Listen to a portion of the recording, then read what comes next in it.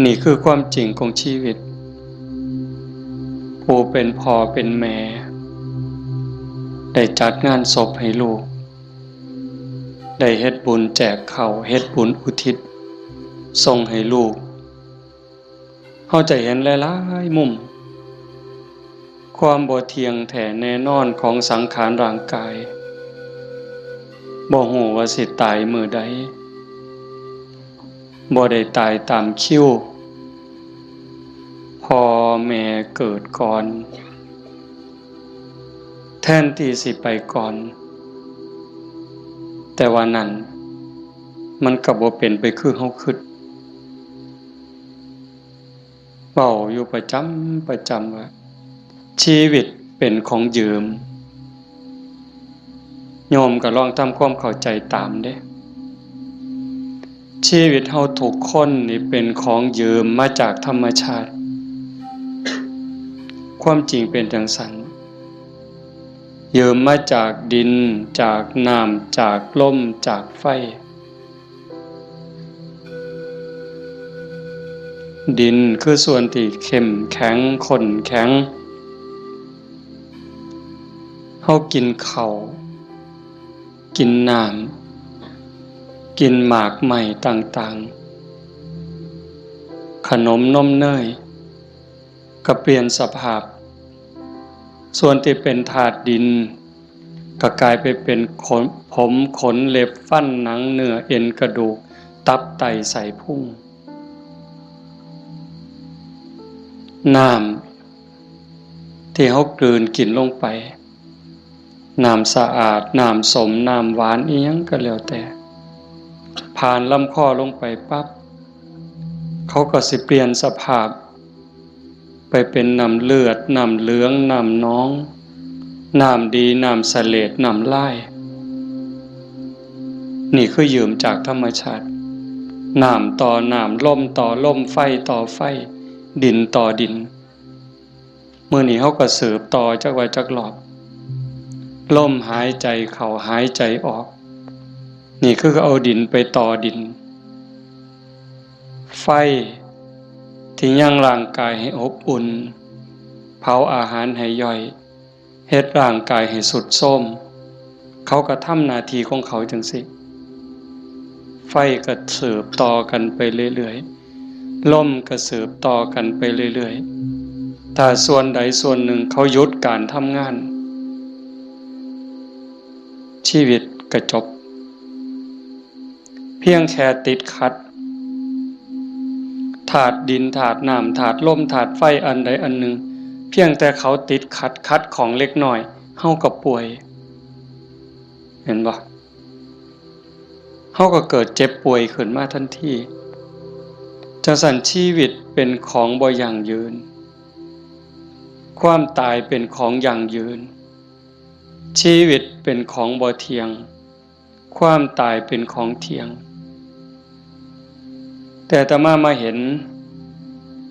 ญาติโยมได้ตั้งอกตั้งใจส่วนหนึ่งก็ดีใจนำคันสิว่าเสียใจก็แม่นอยู่ในส่วนที่ต้องจากกันไปโดยบ่มีมื้อกลับมาแต่ว่าในส่วนดีใจก็คือเห็นพี่เห็นน้องเห็นญาติเห็นโยมเข้าใจในเงื่อนไขของชีวิตว่ามันเกิดมาแล้วมันเอาความเจ็บมานำเอาความเฒ่าความแก่มานำเอาความพลัดพรากเอาความผิดหวังมานำแล้วสุดท้ายก็เอาความตายมาพร้อมในเมื่อญาติโยมเข้าใจจังซี่เฮาก็บ่ประมาทเผาปั๊บ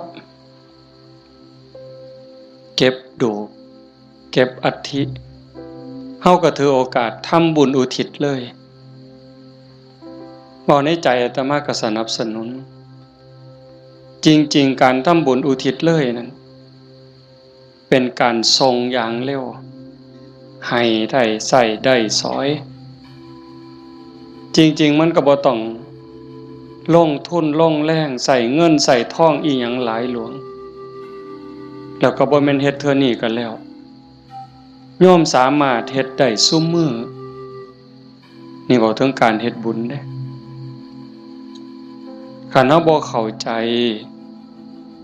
เพิ่นก็เฮ็ดถือของเพิ่นอยู่ปู่ย่าตายายแต่ว่าบางเทื่อมันโดนโพดอันนี้เฮาเว้าแบบตาบ่เห็นแต่เว้าด้วยเหตุผลคำสอนของศาสนาถ้าสมมติว่าผู้ที่ตายจากโลกนี้ไปตกทุกข์ได้ยากลำบากลำบน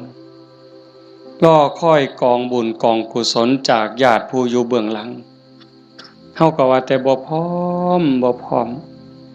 บ่ทันมีเงินบ่ทันพร้อมถ้าปีหน้าก่อนถ้าปีฮื้อก่อนเป็นจังได๋เพราะเฮาบ่แน่ใจว่าผู้จากไปนั้นไปไสบุญก็มีบาปก็มีเพิ่นก็คือเฮาก็คือเพิ่นโยมก็คืออาตมาก็คือโยมบ่ต่างกันเด้บาปบุญเกิดจากความคิดเกิดจากคำเว้าเกิดจากการกระทำที่ถึงพร้อมด้วยเจตนาบางเทื่อก็ดีบางเทื่อก็ร้ายบางเทื่อก็ผิดบางเทื่อก็ถูกเฮาบ่สามารถสิยับยั้งตนเองได้ในคราวที่ใจดีด่าก็บ่เครียดเคยเป็นบ่โยมในคราวที่เฮาใจดีไผสิด่าก็บ่เครียดสิตีก็บ่เครียดแต่คราวที่หงุดหงิดหนหวยยิ้มใส่ดีๆเฮาก็หงุดหงิดเขาเว้านำดีๆก็หาเขาเว้าใส่หาว่าเขาย่อเย้ยนั่นคือจิตเศร้าหมองจิตบ่เป็นปกติจังสันชีวิตมันจังมีผิดมีถูกมีบุญมีบาปมีดีและบ่ดีในเมื่อจากไปเฮาก็บ่แน่ใจว่าผู้จากไปนี่ไปไสขันบ่ทันถึงความเป็นพระอริยเจ้าชั้นโสดาบันขึ้นไปนรกก็มีสิทธิ์เปรตก็มีสิทธิ์อสุรกายก็มีสิทธิ์สัตว์เดรัจฉานก็มีสิทธิ์มนุษย์ก็มีสิทธิ์เทวดามีสิทธิ์พรหมมีสิทธิ์จังซั่นถ้าเฮารอคอยไปเป็นเดือนเป็นปีหรือหลายปีถ้าเกิดญาติบุคคลอันเป็นที่รักที่จากไปตกทุกข์ได้ยากได้พบใดภูมิใดก็แล้วแต่รอคอยบุญกุศลที่ผู้อยู่เบื้องหลังสิเป็นพ่อแม่พี่น้องสามีภรรยาลูกเต่าเหล่าหลานส่งไปให้บ่เฮ็ดบ่ส่งล่ะสิเป็นแนวใดทุกข์แล้วก็ทุกข์อีกทรมานแล้วก็ทรมานอีกแต่คันเฮาส่งบุญปั๊บคันตกทุกข์ได้ยากลำบากลำบนเฮ็ดบุญถูกเฮ็ดบุญแม่นตามคำสอนพระพุทธเจ้าผลบุญนั่นก็ส่งทันทีซอยเหลือทันทีคันดีอยู่แล้วมีความสุขอยู่แล้วก็ย่อมได้รับหลายยิ่งขึ้นสำบายยิ่งขึ้นมีความสุขยิ่งขึ้นกับเปรียบกับคือคนเฮาเนี่ยจากบ้าน บางเทื่อบ่ได้ตั้งตัวบ่ได้ตั้งใจคิดว่าแต่สิไปทางหน้ามันสิดีทุกข์ปั๊บจากบ้านไปตกหม้องทุกข์ยากลำบากงานก็หนักของกินก็บ่มีน้ำก็ยากข้าวก็ยากบ่อนหลับบ่อนนอนเสื้อผืนหมอนใบหกเหี่ยบ่สะอาดอากาศบ่ถ่ายเทเป็นแนวใดญาติพี่น้องก็บ่มีเงินฝากส่งไปซอยก็บ่มีนั่นก็คือทุกข์ต่อไปแต่คันถ้าบุญเจ้าของก็เฮ็ดไว้พอสมควรสร้างไว้ทำไว้จากโลกนี้ไปปั๊บก็คือไปสู่ที่ดีไปต่างบ้านต่างเฮือนบ่อนอยู่ก็ดีบ่อนนอนก็ดีบ่อนกินก็ดีอาหารการกินบ่อึดบ่อยากอยู่ในสถานที่ที่สะดวกสบายน้ำซ้ำพี่น้องก็ฝากเงินไปให้ส่งเงินไปให้กินบ่ไหวใส่บ่หมดนี่คือเหตุผลบอกญาติโยมทั้งหลายไว้บ่ต้องเสือทันทีแต่เฮาพิจารณาเฮ็ดโลด ก็บ่แม่นว่าสิต้องเฮ็ดบุญแจกข้าวแบบยิ่งใหญ่เด้เฮาตักบาตรอันนี้ก็อุทิศคือกันเด้สมมุติว่าคือมื้ออื่นนี่มื้อแลงคือตอนนี้บ่มีหยังนิมนต์ครูบาอาจารย์เพิ่นมาสวดมนต์ปกติฮอดมื้อเช้าก็ทำบุญตักบาตรแล้วก็อุทิศบุญกุศลไปถึงอันนี้ก็ซ้ำแจกข้าวใส่บาตรหน้าบ้านหน้าเฮือนอันนี้ก็ซ้ำแจกข้าวไปจังหันไปเพลอันนี้ก็ซ้ำแจกข้าวอาตมาเว้ายืดยาวซื่อๆแต่ว่าคันโยมเฮ็ดโยมตั้งใจยามแลงกินข้าวแลงแล้วก่อนหลับก่อนนอนผู้เป็นลูกเป็นหลานเด้ผู้เป็นสามีเด้ก่อนหลับก่อนนอนไหว้พระอรหังสัมมาสวากขาโตสุปฏิปันโนเนี่ยคันทำวัดใดก็ทำคันทำบ่ใดก็เอาซ้ำนี่จากนั้นก็ตั้งนะโม3จบสวดอิติปิโสใดก็ดีคันสวดบ่ใดก็ซ้ำตั้งนะโม3จบแล้วก็นั่งสมาธิตั้งใจนั่งสมาธิคือเฮาเฮ็ดอยู่ตอนนี้สงบจิตสงบใจยืดกายตรงดำรงสติให้มันเฉพาะหน้าหายใจเข้าหูหายใจออกหูสิใส่พุทโธก็ได้ยุบหนอพองหนอก็ได้คือบ่ต้องใส่หยังบ่ต้องว่าอันใดบ่ต้องคิดอันใดมีสติหูเพียงแค่ลมเข้าลมออกลมหายใจเข้ามันกระทบที่ปลายจมูกผู้บางคนกระทบที่ริมฝีปากผู้บางคนลมชัดเจนที่ซ่านดังลมเข้ามันสิเย็นจักหน่อยลมออกมันสิอุ่นจักหน่อยเฮาก็หูอยู่ซ้ำนั้นหลับตาเบาๆเฮ็ดใจสบายหายใจเข้าหูหายใจออกหูได้5 นาที10 นาทีคันยิ่งหลายเท่าใดแห่งแต่ดีได้จัก30 นาทีโยมลองเบิ่งเด้มันเป็นบุญยอดบุญที่เว้าเนี่ยคันเฮาสิเฮ็ดบุญแจกข้าวตามธรรมเนียมตามประเพณีเหตุข้องที่บ้านเมืองเพิ่นพาเฮ็ด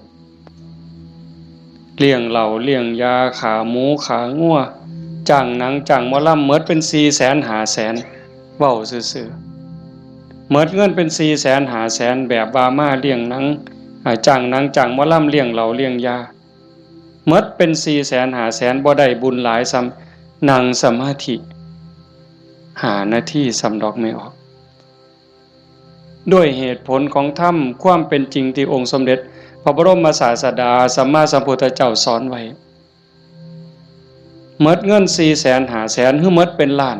บ่ได้บุญหลายซ้ำนั่งสมาธิ5 นาทีเด้1บุญเกิดกับเฮาโยมเฮ็ดบุญเฮ็ดหยังก็ตามเสียบุญอุทิศให้โยมไม่ออกท้องใบมื้อนี้คือกันบุญนั่นต้องเกิดกับโยมก่อนเกิดขึ้นกับจิตกับใจกลายเป็นสมบัติของโยมทุกคนซะก่อนแล้วก็จังอุทิศไปถึง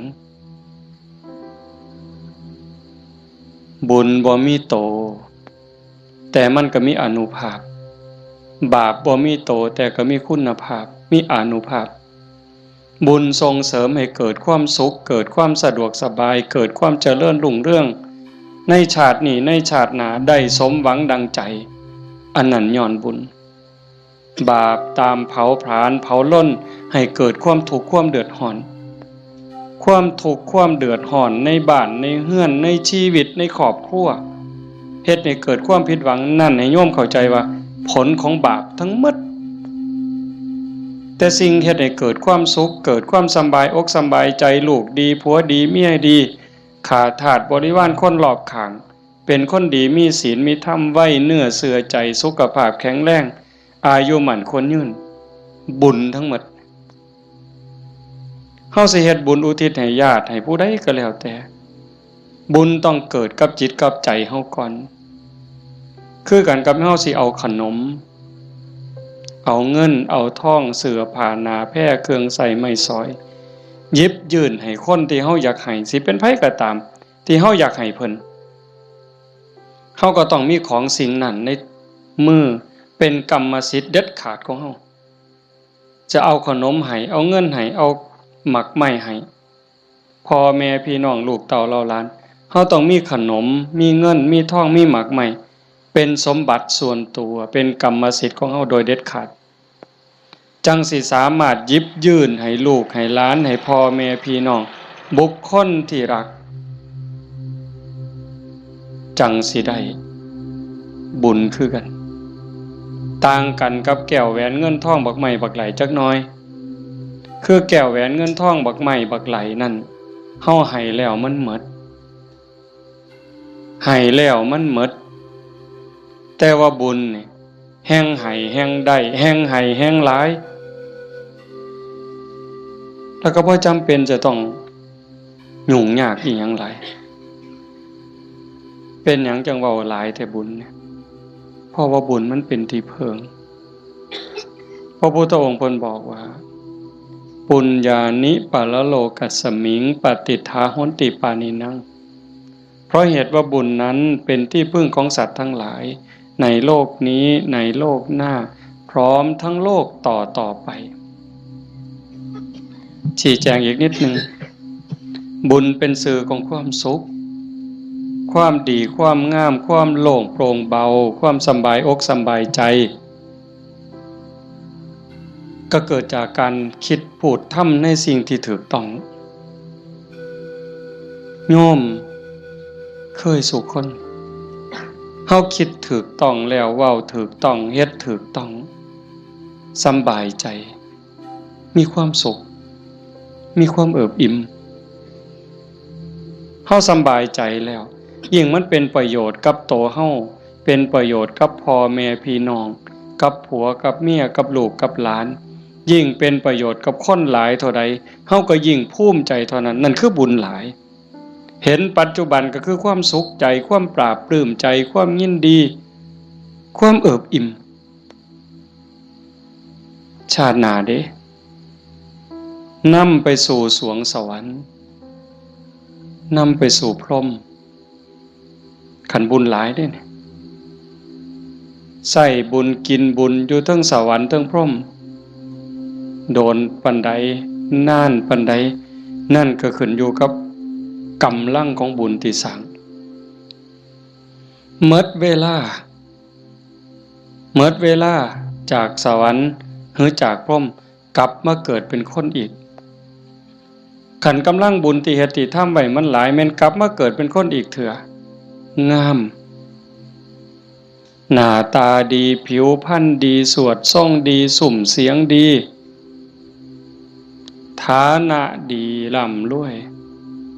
สติปัญญาดีโรคภัยไข้เจ็บหน่อยอายุยืนไปไสก็มีคนหักมีคนนับหน้าถือตานี่กำลังบุญเด้แต่คันถามมันตรงกันข้ามคิดก็คิดผิดเว้าก็เว้าผิดเฮ็ดหยังก็เฮ็ดผิดเฮ็ดแล้วปั๊บก็เป็นทุกข์ในปัจจุบันโยมก็เห็นอยู่เวลาเอาเฮ็ดผิดเว้าผิดศีลผิดธรรมผิดกฎหมายบ้านเมืองเดือดร้อนตั้งแต่เฮ็ดแล้วตอนเฮ็ดโดยอำนาจของกิเลสย้อนความโลภย้อนความโกรธโลภอยากได้ของเขาอยากลักของเขาอยากจี้ของเขาอยากยักยอกอยากคอร์รัปชันโกงกินเป็นยังไงพอแต่เฮ็ดลงไปแล้วทุกข์เว้าด้วยความโกรธเว้าด้วยความอิจฉาริษยากระแทกแดกดันใส่หอดพ่อหอดแม่บางเทื่อหอดพระสงฆ์องค์ข้าเจ้าเว้าผื่นนินท่าเว้าแล้วสะใจในขณะที่เว้าสะใจหลายเว้าแล้วคิดว่าโอ้ยมันสิบ่บาปบ่คิดที่หลังเป็นทุกข์บัดใหม่เจ้าของเผาเจ้าของเห็นบ่ในปัจจุบันก็เป็นทุกข์จังซี่เดือดร้อนจังซี่คันมันกว้างไปเท่าใดคนหู้เท่าใดเขาก็เกิดความรังเกียจเกิดความบ่ไว้ใจเกิดความบ่นับถือไปไสก็บ่ได้รับการต้อนรับ เพียงแค่เว้าบ่จริงเว้าบ่แม่นเท่านั้นขี่ตัวเป็นคนบ่ซื่อบ่สัตย์เขาก็บ่ไว้วางใจซ้ำนี้ก็เดือดร้อนแล้วเด้ปัจจุบันเนี่ยคันจากโลกนี้ว่าตายลงไปล่ะพูนลงนรกพุ่นเปรตพุ่นอสุรกายพุ่นสัตว์เดรัจฉานพุ่นใส่บาปใส่กรรมเมิดแล้ว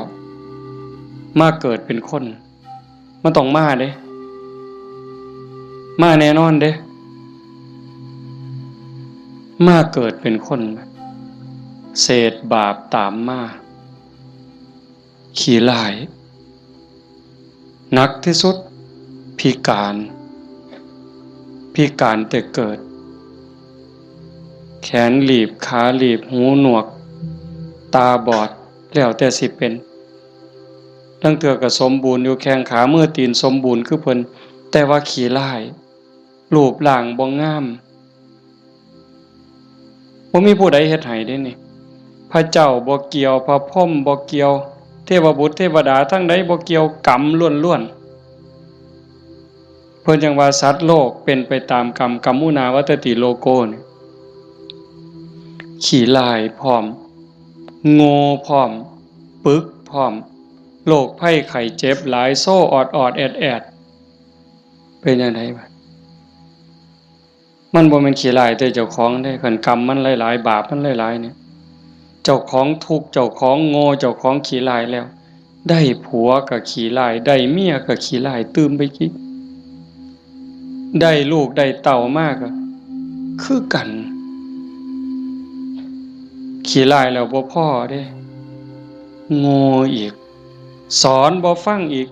แนวดีแนวงามนี่สอนบ่จื้อบ่จำแต่ว่าแนวซั่วๆนี่บ่บอกมันจักเม็ดหาแต่เรื่องให้พ่อแม่เป็นทุกข์โยมเห็นบ่ตำบลบัวฮูงนี่ก็ตามอยู่ไสก็ตามซ่อมเบิ่งได้อย่าเสือเด้นั่นคือบาปเด้บ่ย้านสิเฮ็ดจังได๋บัดนี้ให้ผลตั้งแต่ปัจจุบันจนฮอดตายไปแล้วใส่บาปใส่กรรมแล้วกลับมาเกิดเป็นคนอีกเทื่อมันยังตามมาอยู่บาปเป็นสิ่งที่ต้องละต้องวางต้องย้านเด้โยมสิ่งที่น่าย้านที่สุดเฮาสิว่าย้านงูแม่นอยู่ย้านงูย้านปิงอาตมานี่ผู้หนึงย้านหลายย้านปิงย้านงูย้านขี้เกียจย้านกับแกะนักย้านผีผู้ใดบ่ย้านเนี่ยผีหลอกผู้ใดเคยเห็นมันบ่เคยเห็นแต่ว่าก็ย้านหมดซุคนอันนี้ก็แนวหนึ่งเด้ย้านผีย้านตายย้านทุกข์แต่ว่าย้านบาปบ่ย้านเว้ยผีมันก็บ่เคยเห็นอาตมาก็บ่เคยเห็นพ่อใหญ่แม่ใหญ่ผู้70 80ก็บ่ทันเคยเห็นผีแต่ว่าย้านอันบาปนี่เพิ่นบ่ย้านมันพาทุกข์พายากบ่มีอยู่บ่มีกินเฮ็ดให้ลำบากทุกข์อกทุกข์ใจอันนั้นมันบ่พากันย้านหวยคันคิดได้มันถูกย้านบาปพระพุทธเจ้าเพิ่นสอนให้ย้านบาปเพิ่นจังให้ละบาปทั้งปวงเฮ็ดบุญกุศลให้ถึงพร้อมแต่เฮ็ดบุญแล้วมันก็บ่ทันปลอดภัยไปสู่สวรรค์มันยังต้องกลับมาเกิดอีกไปสู่พรหมมันต้องกลับมาเกิดอีกเพิ่นจังให้ชำระจิตชำระใจให้สะอาดบริสุทธิ์สะจิตตะปริโยทปันนังการชำระจิตของตนให้ขาวรอบให้มันสะอาดบริสุทธิ์สิเดินจงกรมก็ได้สินั่งสมาธิก็ได้หรือแม้แต่เฮ็ดให้ใส่หน้าอยู่กลางทงกลางทาคันมีสติระลึกรู้ในอารมณ์ปัจจุบันฮู้ในอารมณ์พระกรรมฐานคันสมมุติว่าเฮาเบิ่งลมหายใจเนี่ยเฮ็ดหน้าอยู่ก็เบิ่งลมได้ย่างน้ำก้นงัวก้นข้วยก็เบิ่งลมหายใจได้เข้าห้องน้ำห้องส้วมก็เบิ่งลมหันใจได้แม้กระทั่งยามนอนไหว้พระแล้วนั่งสมาธิแล้วบ่ไหวแล้วอยากนอนลงก่อนมันสิหลับก็เบิ่งลมหายใจได้คันเฮานอนลงไปหายใจเข้าหูหายใจออกหูหลับยามใดก็สร้างเพิ่นบอกว่าคันเฮานอนหลับไป ไปกับลมหายใจเนี่ยเทวดารักษามีผลหลายได้โยมเทวดารักษาคันเฮาเจ็บไข้ได้ป่วยโรคอย่างน้อยๆโรคบ่แห้งมันนั่นดอกเศร้าโรคทางกายก็เบาบางโรคทางจิตทางใจก็เบาบางน้ำซ้ำก็ยังเป็นบุญอีกเทวดาคุ้มครองรักษาบ่ไหลตายเด้เพราะว่าตัวสมาธิเนี่ยคอยเฮ็ดคอยสร้างคอยทำจังสันโยมเฮ็ดบุญแจกเขาแต่มาจังว่าสนับสนุนเฮามีโอกาสมื้อต่อไปปีต่อไปเฮาจะเฮ็ดจัดเป็นการเป็นงานก็จังว่ากันอีกเทื่อนึงเฮ็ดดูบ่ผิดเฮ็ดบุญนี่บ่ผิดพระพุทธเจ้าเพิ่นบอกว่าเฮ็ดดูๆเฮ็ดบ่อยๆให้ทำความพอใจในบุญนั่นเพราะการสั่งสมสะสมเอาไว้ซึ่งบุญนำสุขมาให้เฮ็ดดูบ่ผิดบุญแต่ว่าบาปอย่าเฮ็ดเพราะมันทุกข์มันเดือดร้อนฉะนั้นเฮาตั้งใจพาพี่พาน้องเฮ็ดบุญเนี่ยเห็นลูกหลานเด็กเล็กเด็กน้อยมาร่วมฟังเทศน์มานั่งฟังธรรมนำพ่อใหญ่แม่ใหญ่แต่มาว่ามันงามนี่คือความงดงามของชาวพุทธโยมจำไว้เด้พาเขามาส่วนเขามามื้อวันเสาร์วันอาทิตย์ส่วนเขาไปวัดไปใส่บาตรไปจังหันผู้ชายก็ให้หัดประเคนพระเขาเฮาสิได้ลูกดีหลานดีอาศัยผู้อื่นบ่ได้การศึกษาทางโรงเรียนบางเถื่อก็ลืมเรื่องเหล่านี้บางโรงเรียนเด้แต่ลังหม่องเพิ่นก็ยังดีอยู่พ่อแม่ปู่ตายายย่ายเฮานี่ล่ะแม่ป้าพ่อลุงแต่มาเสือว่าโยมทุกคนอยากให้ลูกดีหลานดีอยากให้เขาเป็นคนดีเพื่อเฮาสิเพิงเขาได้ในมือข้างหน้าเฮาสิเพิงเขาจังได๋คันบ่ให้เขาเข้าหาวัดบ่ให้เขาไก่ศีลไก่ถ้ำไก่วัดไก่ว่าไก่พระสงฆ์องค์ข้าเจ้าเขาบ่มีจิตใจที่อ่อนน้อมอ่อนโยนบ่ฮู้จักบุญจักบาปสิดีได้จังได๋นี่ดีใจจังวะเฮาพาลูกพาหลานมานั่งฟังธรรมเนี่ยเขาฮู้อยู่เด้เขาเข้าใจในบางเรื่องบางอย่างอยู่อย่างหน่อยๆเขาก็รู้สึกว่าเขาเป็นบุญเป็นสิริเป็นมงคลเหลืออย่างเดียวโยมเหลืออย่างเดียวที่จะในชีวิตปัจจุบันเฮามีความสุขชีวิตในอนาคตมีความสุขมีความเจริญบ้านเมืองปักกลุ่มสมเย็นคือศาสนา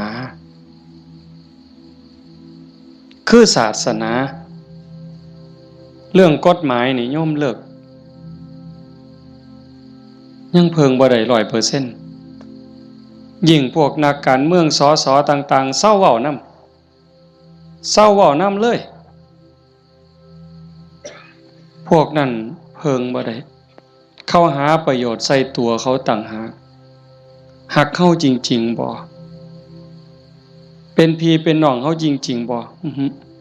บ่มีดอกคันเขาหักเข้าจริงๆนะหักบ้านหักเมืองจริงๆเขาต้องเฮ็ดสวัสดิการให้เฮาได้หลายบ่ต้องเอาของมาแจกดอกบ่ต้องเอาเงินเอาทองเอาเขาเอาของมาให้เฮาดอกพูนเขาไปสภาพพุ่นนำความทุกข์ความเดือดร้อนเฮาไปเว้าเป็นเรื่องเป็นราวต่อสู้เพื่อให้เกิดความมั่นคงในการเป็นอยู่ของพี่น้องประชาชนแต่นี่เฮาบ่เห็นมีแต่ไปเถียงกัน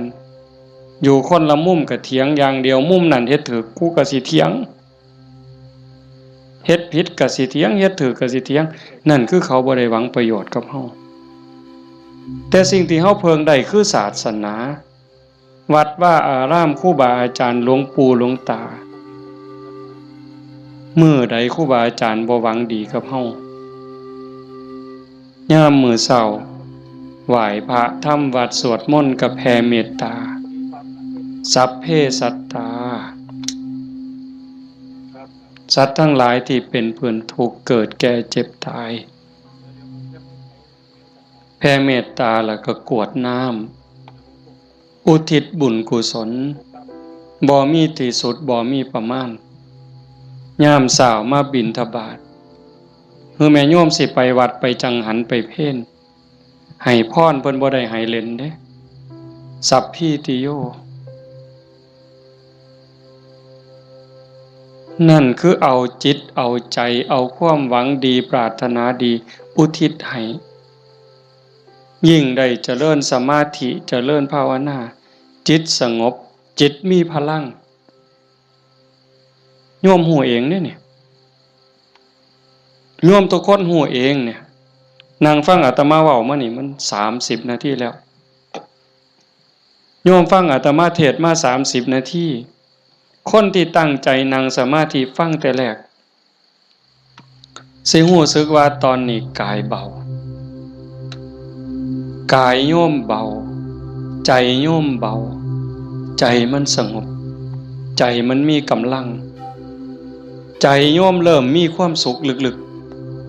ๆเนี่ยพิสูจน์ได้คำสอนพระพุทธเจ้ามันบ่ได้ล้าสมัยอีกยังท่านสมัยล้ำสมัยไปอีกล้านปีพุ่นโยมเป็นพยานเด้อาตมาบ่ได้เว้าเอาเองเด้ทุกคนที่นั่งสมาธิฟังธรรมน้อมจิตน้อมใจลงสู่กระแสธรรม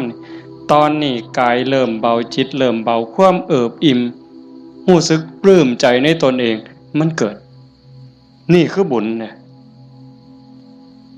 แต่มาจังหวะแต่ตอนแรกโอ้ยอย่าว่าแต่500,000ต่อให้100 ล้านเฮ็ดบุญตามเขาว่าเนี่ยบ่มีเหล้าบ่มีบุญบ่มีเหล้าบ่เป็นบุญบ่ขาหมูขางัวบ่เป็นบุญบ่มีหนังบ่มีหมอลำบ่เป็นบุญพวกหมู่นั้นต่อให้100 ล้าน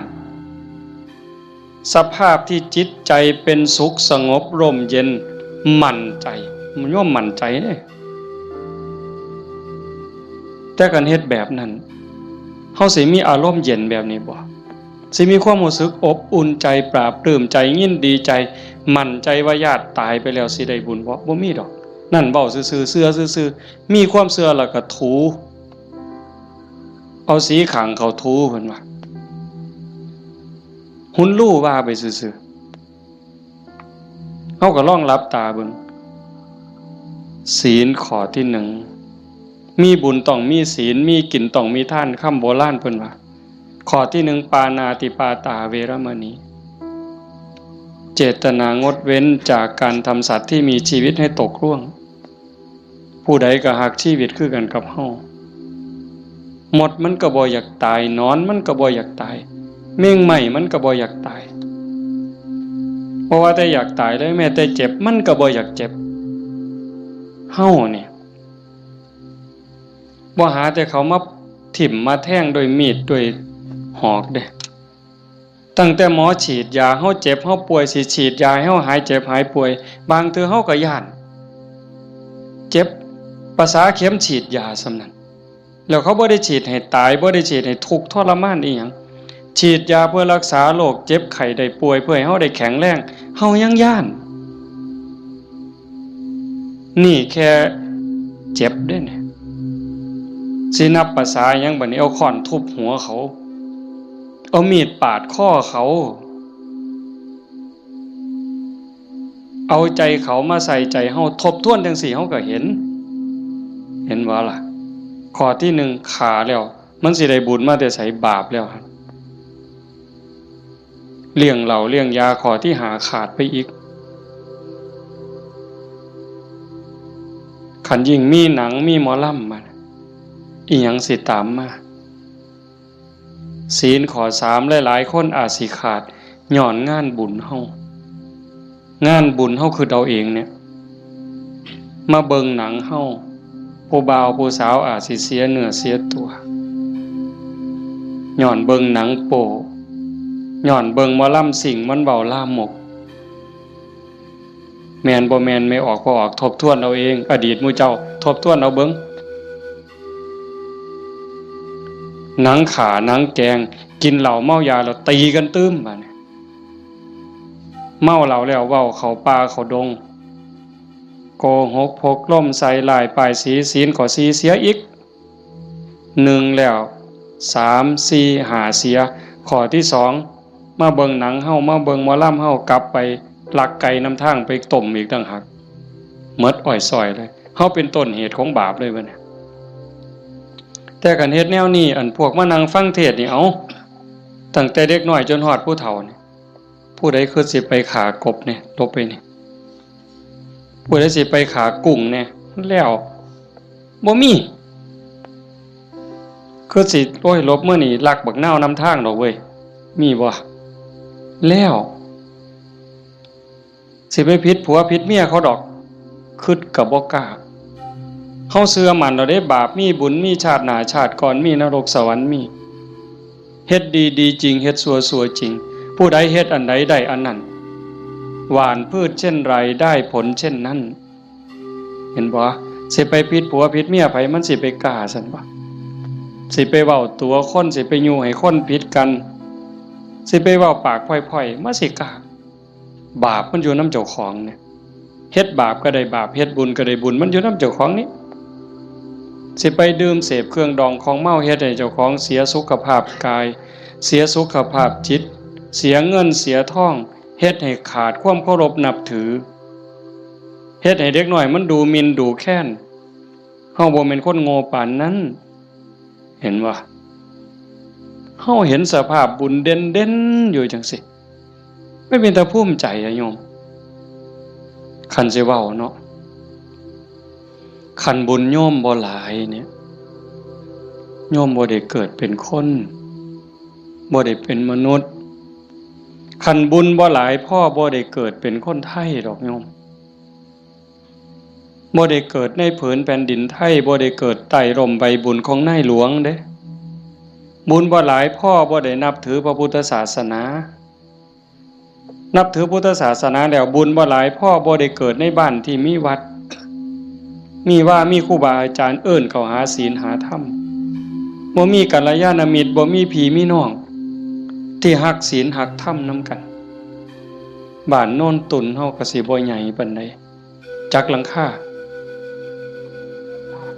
85คันเฮาบ่ฮักศีลฮักธรรมคันบุญบ่หลายเฮาบ่มาร่วมกันหลายปานนี้หลายคนก็อาจสิล้าสิเมื่อยตั้งแต่โยมไม่ออกท้องใบเพิ่นจากไปมางานศพมื้อนี้ก็หมดมื้อวานก็หมดมื้อเอาไปเผาเฮ็ดเวียกเฮ็ดงานแหน่ยามกลางคืนมาก็มาฟังครูบาอาจารย์เพิ่นสวดมนต์มานั่งเป็นหมู่เป็นพวกกันยามกลางเว้นก็ไปเฮ็ดเวียกเฮ็ดงานมื้อนี้มาร่วมกันได้ปานนี้ห่อขนมข้าวต้มถามว่ามันล้าบ่เมื่อยบ่เมื่อยเด้แต่เฮาก็กัดแขวกัดฟันมานั่งฟังเทศน์มาร่วมเอาบุญนำกันให้ทุกคนเข้าใจว่าทุกคนคือเจ้าภาพบ่แม่นแต่พ่อแม่กับสามีกับลูกหลานเด้ทุกคนคือเจ้าภาพอาตมาก็คือเจ้าภาพผู้หนึ่งเจ้าภาพอันใดเฮามาร่วมบุญสร้างบุญร่วมกันพระพุทธเจ้าเพิ่นบอกว่าเฮาทุกคนเนี่ยโยมเคยตกนรกมาเมื่อเคยเป็นเปรตเป็นอสุรกายเป็นสัตว์เดรัจฉานเป็นเทวดาเป็นพรหมเป็นมนุษย์เกิดมานับชาติบ่ถ้วนกรีดลิงเล่ไล่เม่งใหม่ที่มันตอมหลอดไฟกบเขียดตั้งแต่นรกอเวจีไปไล่ตั้งแต่นรกจนไปถึงภวคพรหมบ่มีสัตว์โตใดบ่มีจิตวิญญาณดวงใด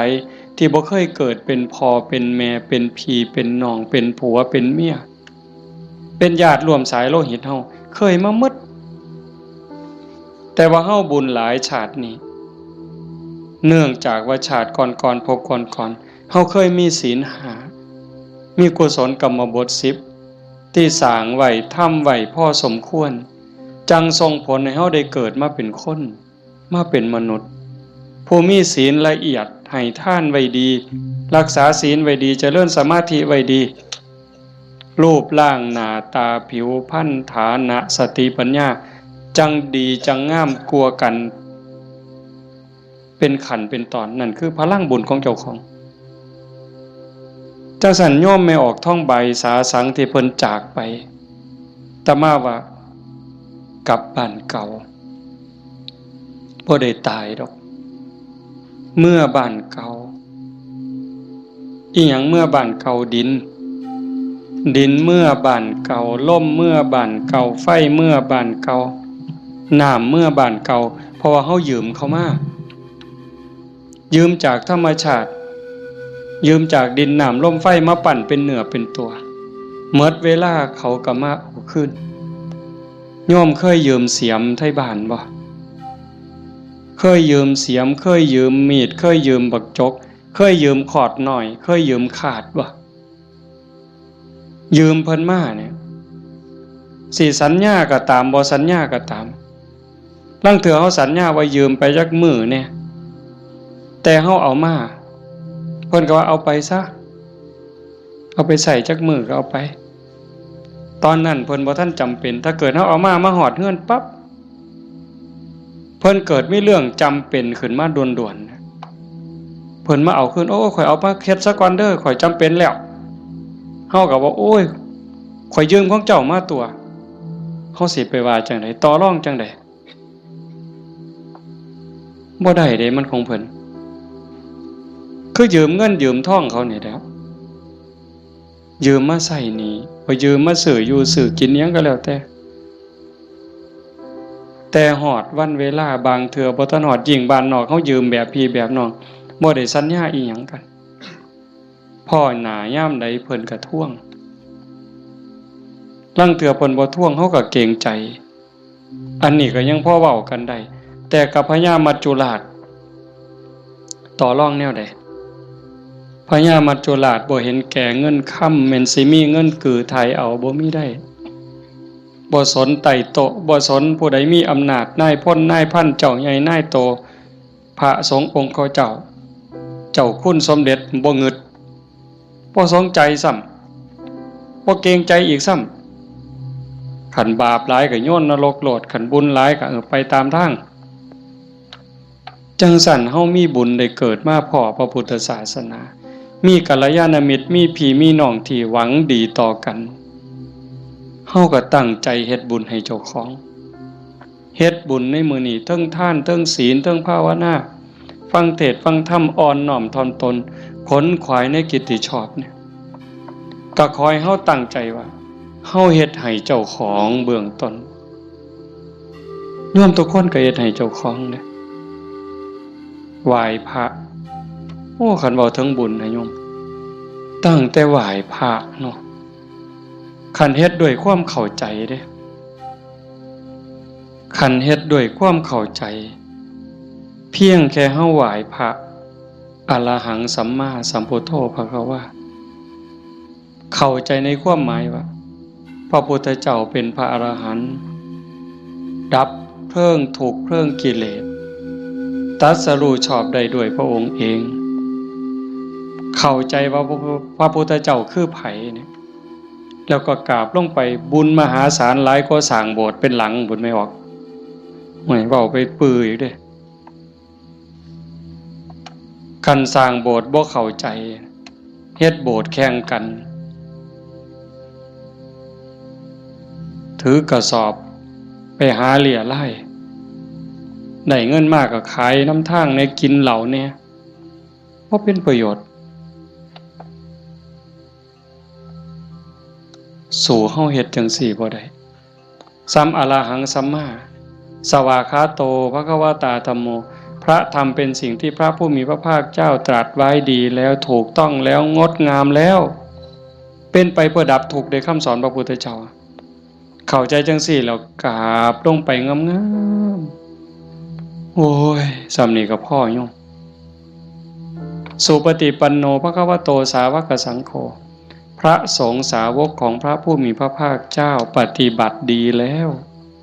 พระสงฆ์คือไผด้วยความเข้าใจของชาวบ้านคือนี่โกนหัวนุ่งเหลืองห่มเหลืองเนี่ยอันนี้เป็นสมมุติสงฆ์แต่สงฆ์จริงๆโยมก็เป็นสงฆ์คู่แห่งบุรุษ4คู่ นับเรียงตัวบุรุษได้8บุรุษพอออกไม่ออกก็คือพระญาติโยมก็เป็นสงฆ์เป็นพระขันโยมปฏิบัติดีมีศีลมีธรรมมีจิตใจเมตตากรุณาโมทิตาอุเบกขาหวังดีกับทุกคนความโลภความโกรธความหลงความอิจฉาริษยาอาฆาตพยาบาทในใจของญาติโยมหน่อยลงเบาบางลงถึง 20% 25%หมดไป 25% ความโลภความโกรธความหลงอิจฉาริษยาเบาบางไปจากใจเฮา 25% โยมเป็นพระโยมเป็นสงฆ์มีลูกมีผัวมีเมียเฮ็ดให้ใส่หน้าทำมาหากินเป็นปกติแต่โยมกลายเป็นพระอีหลีได้บ่เนี่ยเป็นพระอีหลีพระจริงๆที่พระพุทธเจ้ายอมรับนับว่าเป็นลูกเห็นบ่อาตมาบ่ได้เว้าเอาเองจักเม็ดให้โยมนุ่งเหลืองห่มเหลืองโกนหัวนอนอยู่วัดแต่ขันธกิเลสยังมีบ่ลดไปลังเทื่อก็ขี่ไล่กว่าชาวบ้านอีกบางหม่องบางมื้อบางวันบางเวลาอาตมากับผู้หนึ่งบางมื้อก็ขี่ไล่กว่าโยมแนวนี้ก็เป็นแค่สมมุติสงฆ์บ่ท่านเป็นที่ยอมรับของพระพุทธเจ้าพระสงฆ์ปฏิบัติดีปฏิบัติซื่อตรงตามคำสอนพระพุทธเจ้าบ่คดบ่ง้อบ่ออกนอกทางปฏิบัติเพื่อออกจากทุกข์มีชีวิตเพื่อกำจัดกิเลสหายใจเข้าก็เพื่อกำจัดความเห็นแก่ตัวหายใจออกก็ทำลายความเห็นแก่ตัวนี่ล่ะเฮ็ดหยังก็พอดีพองามหวังประโยชน์กับคนอื่นหวังดีกับคนอื่นเมตตาต่อผู้อื่นทำลายความเห็นแก่ตัวให้น้อยลงทำลายแค่ความเห็นแก่ตัวให้มันเบาลงบางลงหน่อยไป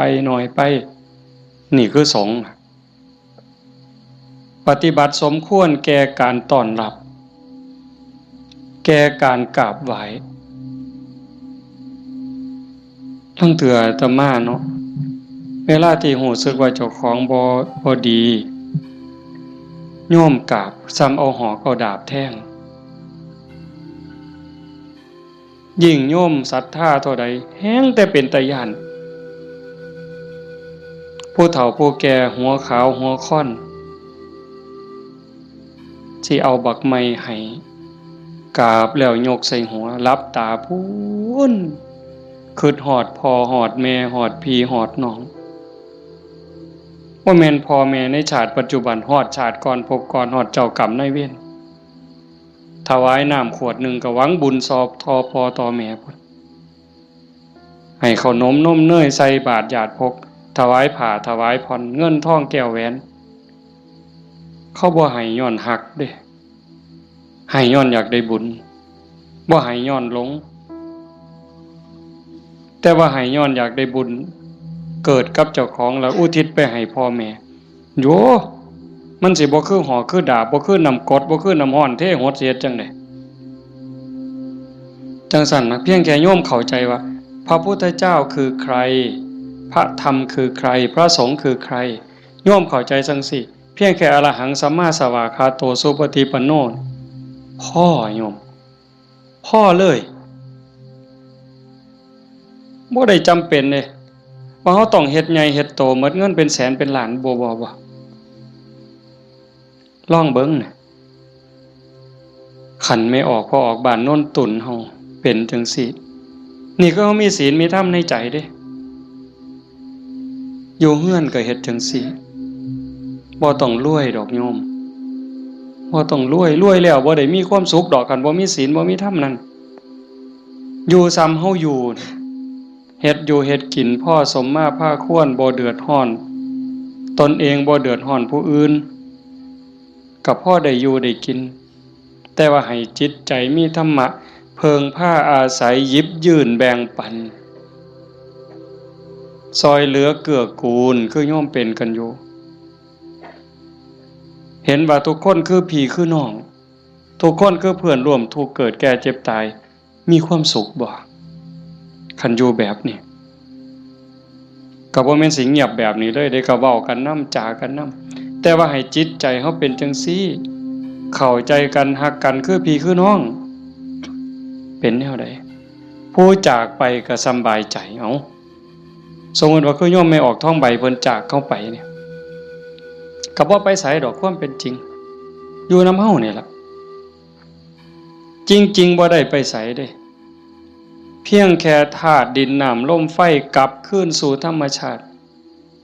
ดวงจิตดวงวิญญาณเดินทางไปตามบุญตามบาปของตนเองญาติพี่น้องผู้อยู่เบื้องหลังก็อุทิศบุญกุศลไปให้แต่ว่าด้วยสภาวะความผูกพันความเป็นลูกเพิ่นเป็นลูกของพ่อใหญ่ท้องมาแม่ใหญ่ที่พ่อแม่ก็สิ้นไปแล้วแม่นบ่อ๋อเฮาตั้งใจเฮ็ดบุญอุทิศไปนำเนาะแต่มาเข้าใจผิดเอาก็บ่เป็นหยังพ่อใหญ่ท้องมาแม่ใหญ่ที่คือกันที่เฮาว่าจากไปเพิ่นก็บ่ได้ไปไสเลือดเนื้อเพิ่นอยู่นำเฮาแม่นบ่โยมไม่ออกท้องใบคือกันเพิ่นแบ่งเลือดแบ่งเนื้อมาเป็นโตเฮาเพิ่นก็อยู่นี้อยู่ในโตเฮานี้คำสอนคำสั่งคำบอกอันนี้เด้อลูกอันนี้เด้อหลาอันนี้เด้อคำเอิ้นบักหลาเอิ้นอีนางเอิ้นทองคำอีแม่แม่นบ่เพิ่นเอิ้นจังซั่นเด้บักหลาอีนางทองคำอีแม่เพิ่นว่าอันนี้มันถูกเด้ออันนี้มันดีเด้อ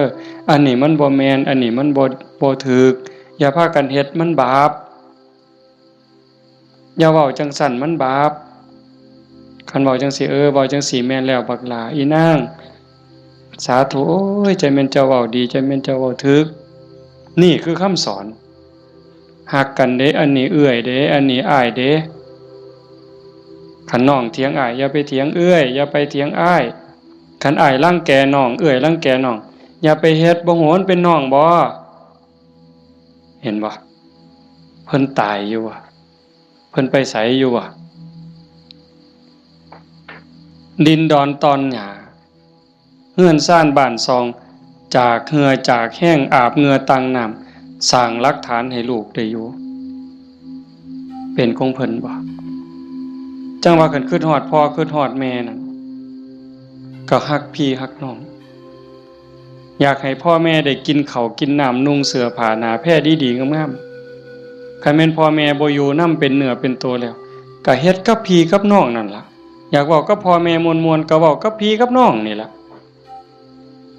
เว้ากับป้ากับลุงมันคักแท้เด้โยมคันเฮาคิดให้มันเข้าใจนี่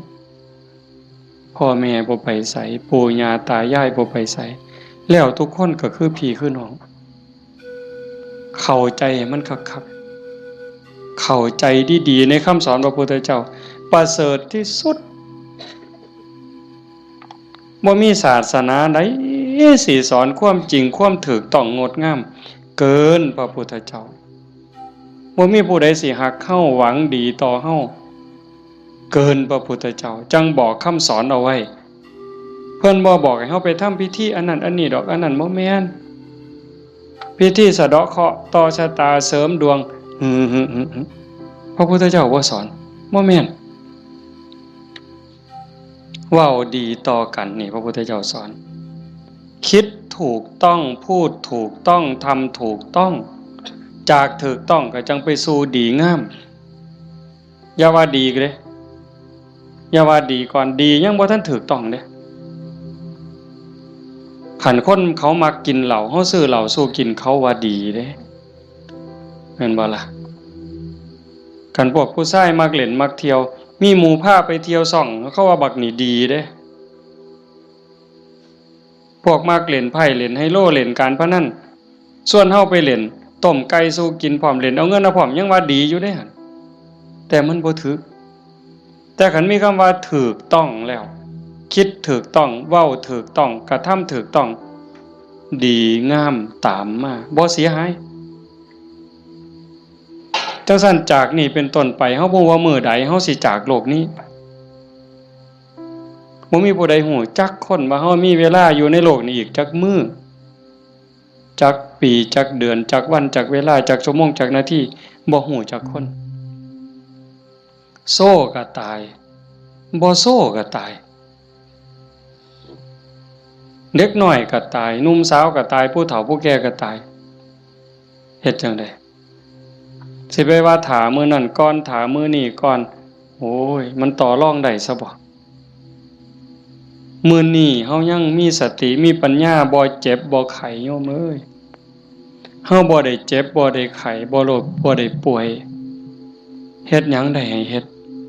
ยิ่งกับพ่อกับแม่นี่เด้อฟ้าวเฮ็ดคันพ่อแม่เพิ่นยังมีชีวิตโอ้ผู้นั้นบุญหลายเด้อผู้พ่อแม่ยังมีชีวิตอยู่นี่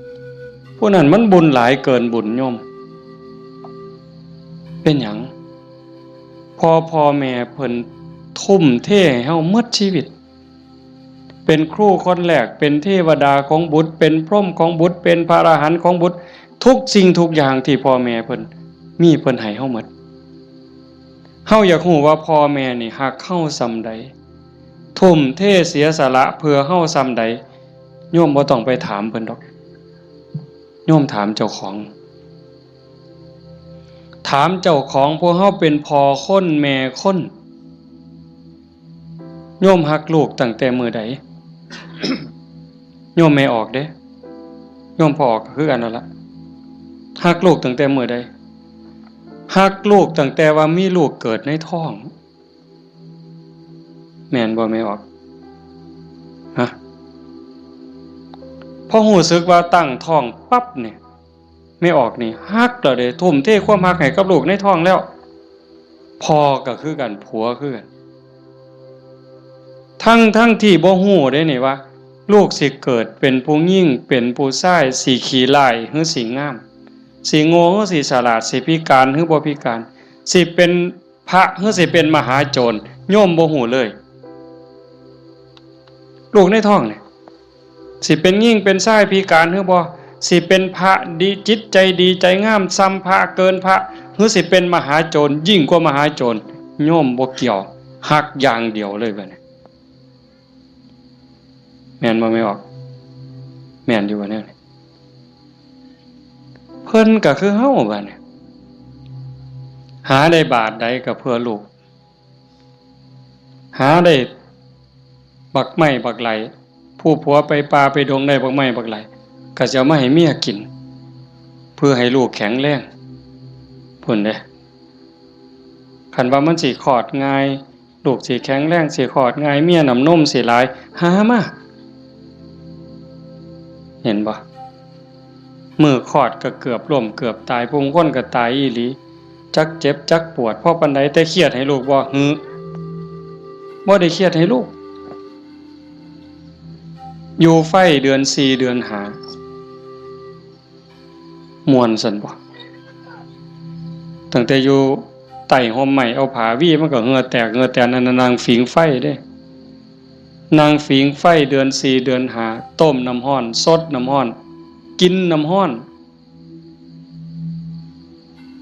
บัดแนวกินกับข้าวได้กินข้าวกับเกลือเลี้ยงตัวสิใหญ่แต่ละคนดมดากดมก้นเซ็ดขี้เซ็ดเหงียวป้อนข้าวป้อนน้ำตัวสิใหญ่มาแต่ละคนหมดข้าวจักเหล้าเสื้อผ้าหมดจักชุดหมดเงินจักแสนคือประมาณบ่ได้กลัวลูกสิใหญ่มาแต่ละคนเพิ่นก็คือกับเฮาฮักลูกจังซั่นสิตอบแทนแนวใดพระพุทธเจ้าเพิ่นสอนหน้าที่ลูกไว้ท่านเลี้ยงมาเลี้ยงท่านตอบเลี้ยงกายเพิ่นคือเพิ่นเลี้ยงเฮานะเลี้ยงใจเพิ่นก็คือเพิ่นเลี้ยงเฮาพ่อแม่เลี้ยงใจเฮาคือเพิ่นสอนอันใดถืออันใดผิดอันใดดีอันใดชั่วอันใดเป็นบุญอันใดเป็นบาปอันใดควรบ่ควรนี่คือเพิ่นเลี้ยงวิญญาณเฮาก็เลี้ยงจิตวิญญาณเพิ่น ด้วยการเป็นคนดีฮักกันระหว่างพี่ระหว่างน้องทำโตเป็นคนดีพ่อแม่สิโอ้ยโยมเป็นยาอายุวัฒนะอันนี้ก็บ่ต้องไปถามพ่อถามแม่อีกละถามโยมเนี่ยขันลูกเขาเป็นคนดีหูจะคว่ำหลานเสือถอยฟังคว่ำบอกง่ายสอนง่ายโยมมีความสุขป่ะอยากยื่นบ่ขันยิ่งเป็นคนดีจนชาวบ้านเขายกย่องเขาสรรเสริญโอ้ยใจแม่นอ่อนซ่อนเด้อีหล่านี่มันก็หูจะคว่ำแต่บักหำนี่คือดีแท้เป็นตาอ่อนซ่อนเด้ย่ายอยากตายบ่บัดนี้ยื่นบ่เจ้าอยากยื่นแท้แต่ขันลูกมันบอกบ่ได้สอนบ่ฟังหลานก็โอ้บอกจังหนึ่งไปจังหนึ่งเถียงคำบ่ตกฝากแม่นสิป้อนสร้างมือละโตย่ายก็บ่อยากยื่นอยากตายให้มันแล้วอุกอังสังกะญาลูกหลานมันบ่ฮู้จะคว่ำเอิ้นหาพญากรรมพญาเวรพุ่นแล้วมาเอาผู้ขาไปถอนโลดตัวแต่ใส่ยังว่าเลี้ยงพ่อเลี้ยงแม่เลี้ยงกายเลี้ยงใจพุทธเจ้าเพิ่นบอกเด้ท่านเลี้ยงมาเลี้ยงทั้งตอบทำการงานของท่านซอยเวียกซอยงานส่วนเหือส่วนแห้งเพิ่นบ่บอกก็เฮ็ดแนวเฮ็ดได้แนวมันถูกต้องดีงามส่วนเวียกส่วนงานเพิ่นนี่คือเรื่องที่สองท่านเลี้ยงมาแล้วเลี้ยงท่านตอบทำกิจการงานของท่านรักษาวงตระกูลมิให้ตกต่ำอันนี้หน้าที่ลูกเด้รักษาวงตระกูลอย่าให้ตกต่ำอย่าเอาชื่ออย่าเอานามสกุลนี่ไปไว้นำตำรวจอย่าเอานามสกุลนี่ไปอยู่โรงอยู่ศาลอย่าเอานามสกุลนี่ไปอยู่คุกอย่าให้เขาดูหมิ่นดูแค้นโอ้ยซุ่มนั้นบ่คนว่าเป็นจังได๋คันลูกสาวก็บ่รักนวลสงวนตัวไปเที่ยวทั่วทิพย์คันลูกชายก็นักเลงจักกินเหล้าเมายาจักฆ่าจักยาเสพติดอีหยังลักศกจกหอขาคนตีคนนี่ก็รักษาวงตระกูลบ่ได้คนเขาก็ดูถูกดูหมิ่นดูแค้นพ่อแม่ปู่ย่าตายายขายหน้าขายตาลูกติดคุกพ่อแม่ก็ติดนำติดบ่ไม่ออกว่าโตอยู่นอกคุกแต่ใจไปอยู่คุกคันลูกบวชพ่อแม่ก็บวชนำพุ่นโตอยู่ทงพุ่นแต่ว่าใจอยู่วัดเห็นบ่รักษาวงตระกูลมิให้ตกต่ำอย่าให้เขาดูหมิ่นดูแค้นให้เขาดูทุกข์ทำตนให้สมควรแก่การรับทรัพย์มรดกขันเขาเป็นคนดีมีศีลมีธรรมขยันมันเพียรทำมาหากินพ่อแม่ทั้งไหนเพิ่นสิแพงหอดเวลาอันสมควรหาผัวหาเมียให้แบ่งทรัพย์สมบัติให้หวังเพิงให้ลูกแล้วพ่อแม่ก็สำบายใจแต่ขันแม่นเหล้าก็กินเลขก็เล่นเมื่อซุแนวหอดหมากัดกันก็ลงก็สะเว้าเลยหมากัดกันกูเอาตัวแดงเด้อเพิ่นว่ามันนั่นว่ากูเอาตัวด่าง บ่าใหญ่แล้วเพิ่นเอาไปว่าไปนั่งอยู่ข้างทางรถคันนั้นมึงว่าเลขสุดท้ายมันเป็นตัวขี่กับตัวคู่ยังว่าอยู่สมองมีแต่การพนันบ่ต้องเว้าถึงบังไฟเลยตายเสียนี่คันลูกเป็นคนขยันมันเพียรบ่ยุ่งเกี่ยวกับการพนันบ่ยุ่งเกี่ยวกับยาเสพติดมีความกตัญญูรู้คุณหาอยู่หากินได้ก็ไปส่งพ่อส่งแม่ฮักพี่ฮักน้องพ่อแม่ภูมิใจเลยทำตนให้สมควรแก่การรับทรัพย์มรดกอันสุดท้ายเมื่อท่านล่วงลับไปแล้วทำบุญอุทิศให้ก็คือเอาเฮ็ดมื้อนี้เพิ่นจากไปแล้วเขาก็ทำบุญอุทิศหาทำบุญเพื่ออุทิศแปลว่าให้ทำบุญให้พ่อให้แม่ให้ปู่ย่าตายายบรรพบุรุษโยมไม่เข้าใจว่าพ่อแม่ปู่ย่าตายายเฮาบ่แม่นแต่ปัจจุบันเฮาเกิดมาเป็นหลายกว่าล้านชาตินะโยมพ่อแม่เฮาก็หลายกว่าล้านคนบางคนอาจสิอยู่นรกบางคนอาจอยู่เปรตบางคนอสุรกายบางคนเกิดเป็นสัตว์เดรัจฉานบางคนเกิดเทวดาบางคนเกิดเป็นพรหมจังสันเฮาก็อุทิศบุญไปให้โอ้ชาโนดโสนีพราหมณ์นี่ไปถามพระพุทธเจ้า ขันโยมปวดขากับพลิกเด้อแต่มาอยากให้มันได้ประโยชน์ได้หลายมันพอมีแห้งเบากับเบาจริงๆหนังมานำรถอยากนอนเมื่อยกูสิเทศได้บ่น้อมาเห็นญาติโยมเรียบร้อยมันเลยมีแห้งตายก็สร้างมันเถาะมันดีใจอะโยมอีหลีเด้บ่แม่นปากหวานเนี่ยอยากเห็นจังซี่แม่คันเป็นแนวนี้ประเทศไทยมันก็อยู่ได้ชาโนดโสนิพราหมณ์นี่เพิ่นทำบุญดูๆทำบุญบ่อยๆแต่ทำนอกศาสนาดอกบางเทื่อก็ทำในพุทธศาสนาบางแล้วก็บ่ทันเข้าใจหยังหลาย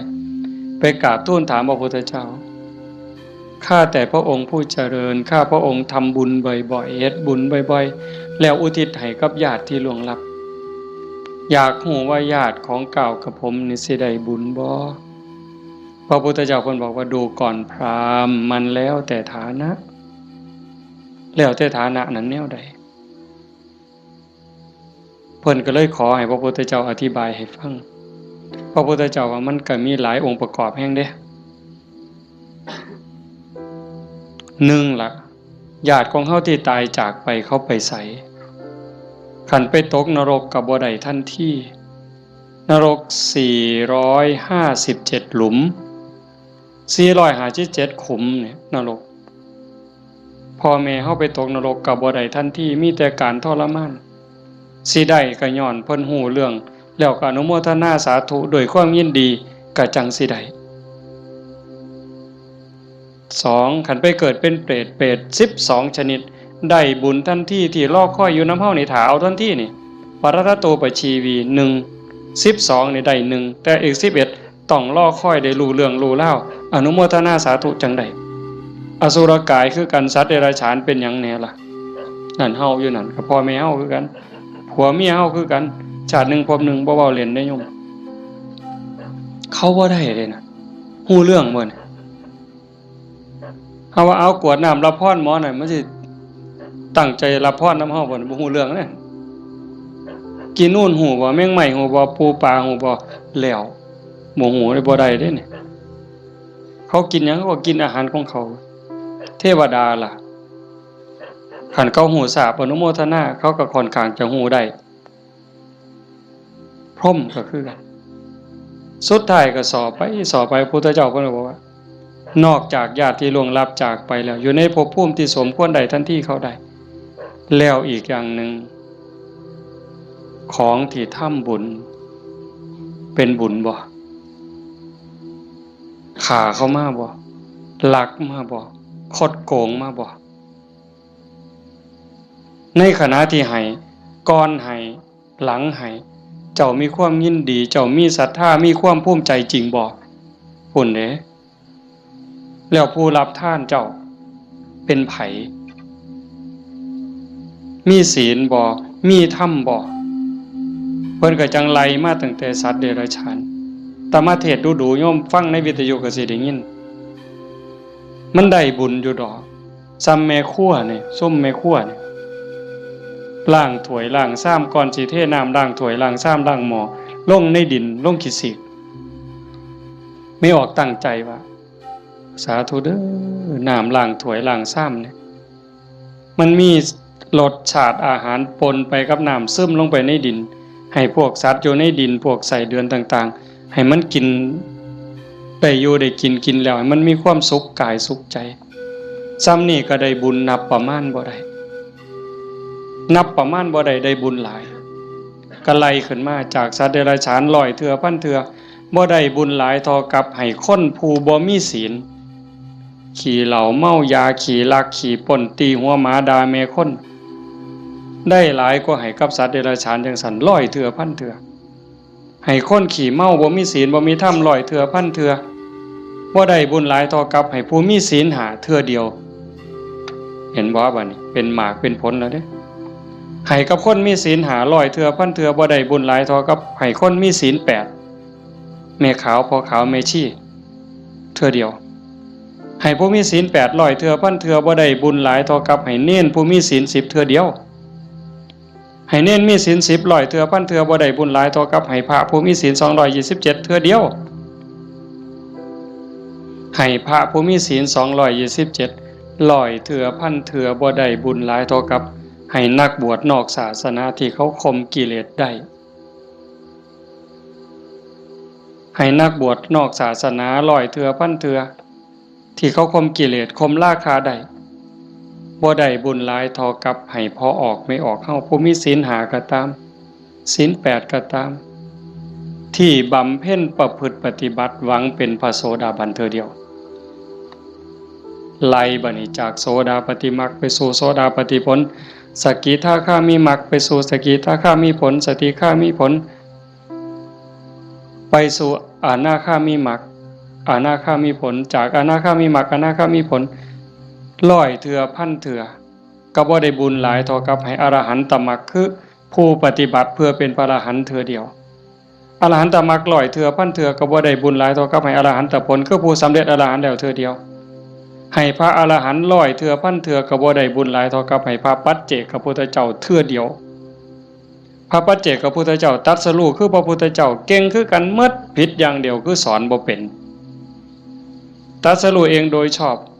บางครั้งบางคราวนี่อยู่น้ำกันเป็นพันเป็นหมื่นเลยโยมแต่ว่าสอนบ่ได้ตั้งศาสนาบ่ได้สร้างบริวารมาให้กับพระปัจเจกพุทธเจ้าร้อยเถื่อพันเถื่อบ่ได้บุญหลายเท่ากับให้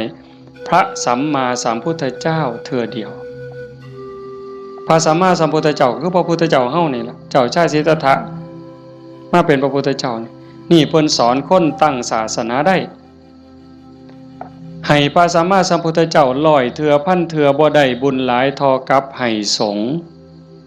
ให้คณะสงฆ์ที่มีพระพุทธเจ้าเป็นประธานเห็นบ่ให้สงฆ์ที่มีพระพุทธเจ้าเป็นประธานร้อยเถื่อพันเถื่อก็บ่ได้บุญหลายเท่ากับสร้างวิหารเทื่อนึงสร้างวิหารร้อยหลังพันหลังถวายพระพุทธเจ้าก็บ่ได้บุญหลายเท่ากับให้ธรรมะสอนธรรมะเห็นบ่นี่อาตมาได้บุญหลายอยู่เดี๋ยวนี้ที่อาตมาบ่ตายนี่มันก็ย้อนบุญตัวนี้เด้ให้ธรรมะเป็นฐานชนะการให้ทั้งปวงอาตมากำลังเว้าธรรมะบอกธรรมะให้ธรรมะแล้วเจ้าภาพเป็นผู้นิมนต์มาเจ้าภาพติดต่อบ่ได้บอกโยมไม่ออกท้องสุขนิมนต์อาจารย์เนี่ยโยมไม่ออกท้องสุขก็ได้บุญตรงนี้นำมาเนี่ยเห็นบ่คันบ่เจ้าภาพบ่เสนอบ่อยากมีแนวนี้พี่น้องก็บ่ได้ฟังธรรมในขณะที่ฟังธรรมอยู่นี่พระเพิ่นบันทึกเสียงพร้อมเก็บไปเปิดวิทยุฮือดีบ่ดีเพิ่นกำลังถ่ายทอดสดอยู่เดี๋ยวนี้จังหวัดอุบลอำเภอสำโรงอำเภอวารินอำเภอเขืองในฟังนำเฮายาโสธรมหาชนะชัยค่ำเขื่อนแก้วขอว่างฟังนำเฮาสุรินทร์โน่นหน้าไร่สำโรงทาบสังขะฟังนำเฮาเห็นบ่จากเจ้าภาพนิมนต์อาตมามาเว้าเนี่ยเพิ่นได้ยินนำเฮาหมดเฮาฟังกันอยู่นี่ประมาณ100แต่ฟังอยู่ทั้งบ้านเป็นพันบ้านนี่บุญสิเอาซ้ำใดเจ้าถามเบิ่งสิเอาซ้ำใดเฮ็ดถูกเฮ็ดแม่นเนี่ยมันเป็นได้บุญนี่มันจะเอาไปใส่ได้นี่บ่ต้องลงทุนหลายซ้ำเห็นบ่ทำบุญอุทิศให้โยมเฮ็ดอุทิศส่งไปหอดไปถึงชาโนโสนิพพานเพิ่นถามจังซี่ล่ะพระพุทธเจ้าอธิบายผู้รับท่านวัตถุท่านใจผู้ให้แล้วผู้จากไปอยู่ไสถามไปถามมาเพิ่นก็สอจอกหลอกแจกแหลกเพิ่นจะเข้าใจเนาะพระพุทธเจ้าว่าได้เฉพาะญาติได้ทันทีคือญาติที่เป็นปรัตถตูปชีวีชาโนโสนิพพานมันก็เลยถามสอเข้าไปว่าข้าแต่พระองค์ผู้เจริญถ้าเกิดว่าญาติของข้าพระองค์ไม่ได้ไปเกิดเป็นปรัตถตูปชีวีบุญนี้จะไปไหนพระพุทธเจ้าเพิ่นก็เลยว่าแบบอาตมาว่ามานี่ตั้งแต่สัตว์นรกไปเขาก็รอคอยบุญแต่เขารับโมรับทราบอนุโมทนานำเขาก็ได้แล้วก็ให้จงเข้าใจว่าในวัฏฏะสงสารนี้ จะไม่ว่างจากญาติของเธอที่เป็นปรัตถตูปชีวีหมายความว่าพ่อแม่พี่น้องลูกเต่าเราหลาน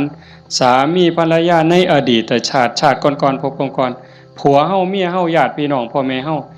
ที่ไปเกิดเป็นปรัตถตูปชีวียังมีอยู่เพราะว่าพ่อแม่เฮาบ่แม่นผู้นี้ชาตินี้อย่างเดียวจังซั่นโยมเฮ็ดบุญมื้อนี้ส่งไปฮอดพ่อแม่ในอดีตสามีพี่น้องลูกเต่าเราหลานในอดีตพร้อมแต่มื้อนี้ปารภโยมพ่อใหญ่ทองมาแม่ใหญ่ที่พ่อใหญ่ทองแดงนี่ก็เสียชีวิตไปแล้วคือกันเนาะแล้วก็แม่ใหญ่ทองใบผู้ไว้ชนหมายความว่าลูกหลานเฮ็ดบุญหาเนาะอาตมาเห็นในนี่ก็ว่ามันเป็นเจ้าภาพก็ต้องขออภัยก็บ่ผิดเพิ่นก็ฮู้จักและเข้าใจแล้วล่ะถือว่าญาติโยมเฮ็ดถือเข็ดแม่นเด้อาตมาก็บ่ให้จบเพียงส่ำนี้ผู้ไปทำมาหากินกรุงเทพกรุงไทยแม่นเฮาบ่ได้ใส่บาตรบ่ได้ทำบุญก่อนหลับก่อนนอนไหว้พระนั่งสมาธิเด้อแม่นบ่ไปกรุงเทพจักคนนี่แม่นบ่เบิ่งท่าทางมาแต่กรุงเทพแน่ๆผู้อยู่บ้านใส่บาตรคันมื้อใดมันยากก็ใส่บาตรหน้าเฮือนคันมื้อใดมันพอไปได้ก็ไปจังหันจังซี่นะก่อนหลับก่อนนอนก็ไหว้พระกราบพระก่อนหลับก่อนนอนเว้าจากันดีๆเด้เว้าจาดีๆอยู่ในบ้านในเฮือนนี่มันเป็นสิริมงคลเทวดาเฝ้าบ้านเฝ้าเมืองเฝ้าเฮือนเฝ้าซ่านเฝ้าที่เฝ้าทางเฮาเอิ้นว่าภูมิบ้านภูมิเฮือนเพิ่นได้ยินเฮาเว้ากันดีๆเว้ากันม่วนๆเทวดาก็ดีใจอาจสิเป็นพ่อเฮาปู่เฮาย่าเฮาแต่อดีตก็ได้เห็นเฮาเว้าดีจากันดีเพิ่นก็อยากได้บุญนำเป็นจังได๋รักษาบ้านรักษาเฮือนเฮ็ดหน้าบ่พอใดก็ได้มื้อนี้มีโยมผู้หนึ่งโทรศัพท์มาคุยกับอาตมาโอ้ยหลวงพ่อเพิ่นว่า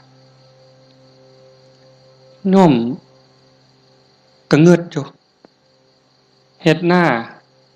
หวานเขาลงไปแหลกๆเขากำลังงอกบ่ทันใดพอคืบจ่อยน้ำท่วมหวานแหลกๆน้ำท่วมบัดน้ำบกไปก็แล้งบัดแห้งใหม่พร้อมจักสิตายสิยังบัดฝนมาใหม่ก็บ่ค่อยได้ไปเบิ่งบัดไปเห็นบัดนี้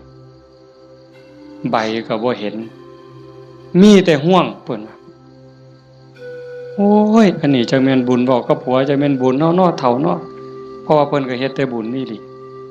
นี่จังแม่นบุญนี่หลีลูกก็ฮู้จักความผัวก็ฮู้จักความกว่าเทวดาพุ่นเพิ่นว่าอันนี้คือบุญเด้จังว่าเห็นพี่เห็นน้องลูกเต้าเราหลานเด็กเล็กเด็กน้อยเอ้าไปเหี่ยวจักเถื่อแล้วมันหลบมานั่งอยู่คือเก่านี่เฮาแต่ออกไปจักเถื่อมันหลบมานั่งคือเก่านี่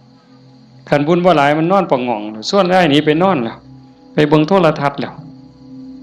นี่คือบุญหลายเด้อพากันเลี้ยงลูกเอาศีลเอาธรรมเลี้ยงฝากโยมจักหน่อยยากก็อดเอาลำบากก็อดเอาอดเว้าดีอดคิดดีอดทำดีกับพี่กับน้องกับบ้านกับเมืองไปอยู่ไสก็อย่าสร้างปัญหาคันเฮาเป็นคนมีศีลมีธรรมอดกั้นจักหน่อยความรักความเมตตาก็เกิดแผ่เมตตาดูๆเด้หวังว่าในใจนี่ตั้งความรู้สึกในใจว่าทุกคนคือพี่คือน้องแล้วก็แม่นอีหลีซ้ำยังเว้าแต่ตอนต้นพระพุทธเจ้าเว้าซ้ำได้ว่าในวัฏฏะสงสารนี้ไม่มีใครเลยที่ไม่เคยเป็นพ่อเป็นแม่เป็นพี่เป็นน้องเป็นญาติร่วมสายโลหิตเป็นสามีภรรยากันมาก่อนทุกคนนั่งอยู่นี่แม่นหมดจังซั่นสิเครียดให้กันเฮ็ดหยังสิสร้างกันเฮ็ดหยังเอารัดเอาเปรียบกันเฮ็ดหยัง อีกบ่โดนก็สิไปไผไปมั่นแล้วจังซั่นเวลาอยู่นำกันนี่เอาบุญนำกันติล่ะเว้าดีนำเขาก็ได้บุญแล้วคิดดีต่อเขาก็ได้บุญแล้วเฮ็ดดีทำดีต่อเขาก็ได้บุญแล้วเอาบุญนำกัน อย่างอาตมาเว้ามันบ่จบว่างั้นเฮ็ดดีกับพ่อกับแม่พ่อแม่มีผู้เดียวในปัจจุบันคันเพิ่นตายนี้จากแล้วอยากเฮ็ดดีนำเพิ่นก็บ่ได้เฮ็ดอยากเว้าดีนำเพิ่นก็บ่ได้เว้าอยากหาข้าวแซ่บๆให้เพิ่นกินก็บ่ได้จังสั่นอยากให้เพิ่นกินหยังก็ให้เพิ่นกินซะอย่าจะไปจุดเทียนซะก่อนจังเอิ้นกินเด้บ่ได้กินเด้นั่นอยากเว้าดีๆนำเพิ่นก็เว้าตอนเพิ่นได้ยินอย่าจะจุดธูปเพิ่นอีแม่เอ้ยฟังเทศเด้อพี่บ้าแนวนั้นบ่ทันคิดว่าเพิ่นเสร็จขี้เฮาจักเทื่อจำบ่ได้มื้อนี้ถามโยมว่าผู้ใดท่านเสร็จขี้ให้พ่อให้แม่เนี่ยแล้วเพิ่นอาบน้ำเสร็จเนื้อเสร็จตัวให้เฮาจักเทื่อถามโยมว่าเสร็จให้เพิ่นจักเทื่อแล้วคือกันป้อนข้าวป้อนน้ำเพิ่นป้อนเฮาจักเทื่อเหยียดขาใส่ร้อยเอาลูกเหยียดขาไปนำแม่ลูกนี่ขาแข็งนี่เนาะตีนอยู่กับตีนแม่แต่ว่าหัวหนุนเข่าย่ำเข่าปนกับกล้วยมกใบตองเหย้าจำได้อยู่บ่โยมหางซ่อนต้อยปั๊บใส่ปากต้อย4เทื่อ5เทื่อก็บ่ทันหมดอันน้อยๆนั่นหมดข้าวมกหมดเอามือจุ่มน้ำหยดป๊อกป้อนบ่ทันแล้วขี้พวดใส่ขาเครียดก็บ่เครียดจมก็บ่จมเซ้ยเห็นบ่มื้อนี้มีผู้ใดท่านได้เฮ็ดแน่อาตมาก็บ่ทันได้เฮ็ดคือกันเฮาสิเป็นหนี้บุญคุณเพิ่นส่ำใดจังซั่นเพิ่นจากไปแล้วแนวอยากเห็นแนวอยากฮู้สมมุติว่าจิตวิญญาณเพิ่นล่องลอยฮู้เห็นเฮาอยู่อยากเห็นลูกฮักกันอยากเห็นหลานฮักกันทุกข์ยากก็ช่วยเหลือแบ่งปันคือพี่คือน้องอย่าใส่เฮ็ดคือบางซุ่มเด้บางซุ่มนี่จูงแขนกันขึ้นลงขึ้นศาลจะแม่นเพิ่นเก่งหลายน้องกับอ้ายฟ้องกันบ่แล้วโอ้ยจะแม่นพี่พ่อแม่สิเป็นทุกข์หลายจังว่าเฮาบ่เอาแนวนั้นเด้อมื้อนี้สมควรแก่การเวลาใส่เวลามาชั่วโมงเกือบครึ่งอะโยม25นาที26นาทีก็เห็นว่าสมควรแก่การเวลาขออนุโมทนาสาธุทุกคนทุกท่านน้อเจ้าภาพจงส่งเสริมให้ได้มีความสุขยิ่งขึ้นไปสุดท้ายก็ขอให้บุญกุศลเหล่านั้นจงสะท้อนย้อนกลับมาปกปักรักษาคุ้มครองญาติโยมสุขสุขคนให้เป็นผู้มีสุขภาพกายสุขภาพจิตที่แข็งแรงอายุมั่นขวัญยืนมีความสุขกายสุขใจปรารถนาสิ่งหนึ่งประการใดหากเป็นไปโดยชอบประกอบโดยธรรมก็ขอให้ความหวังความปรารถนานั้นจงสำเร็จทุกๆประการโดยทั่วกันทุกท่านทุกคนเทอญ